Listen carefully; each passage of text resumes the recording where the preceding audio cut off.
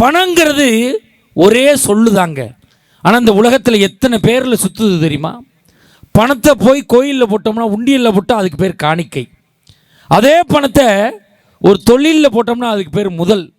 அதே பணத்தில் கொஞ்சம் பணம் திரும்ப வந்துச்சுன்னா அதுக்கு பேர் லாபம். அதே பணம் வராமல் போச்சுன்னா அதுக்கு பேர் நட்டம். அதே பணத்தை ஒருத்தன்ட்ட கொடுத்தோம்னா அதுக்கு பேர் அசல். அதே பணத்துக்கு அவன் கொஞ்சம் திருப்பி கொடுத்தானா அதுக்கு பேர் வட்டி. அதே பணத்தை அவன் கொடுக்காம போட்டானா அதுக்கு பேர் வரா கடன். அதே பணத்தை ஒரு ஆஃபீஸில் கொடுத்தோம்னா அதுக்கு பேர் ஃபீஸ். அதே பணத்தை ஒரு கல்யாணத்தில் கொடுத்தோம்னா பொண்ணு வீட்டுக்காரன் மாப்பிள்ளை வீட்டுக்காரனு கொடுத்தான்னா அதுக்கு பேர் வரதட்சணை. அதே பணத்தை டைவர்ஸ் ஆகும்போது வக்கீலுக்கு கொடுத்தா அதுக்கு பேர் ஃபீஸு.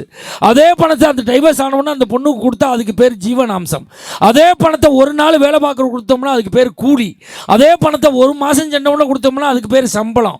அதே பணத்தை அவர் ரிட்டையர் ஆனவுடனே கொடுத்தோம்னா அதுக்கு பேர் பென்ஷன். ஒரே பணம் தான் இந்த உலகத்தில் பல பேரில் சுற்றி கொண்டிருக்கிறது. அதை நோக்கித்தான் நாம் சுற்றி கொண்டிருக்கிறோம்.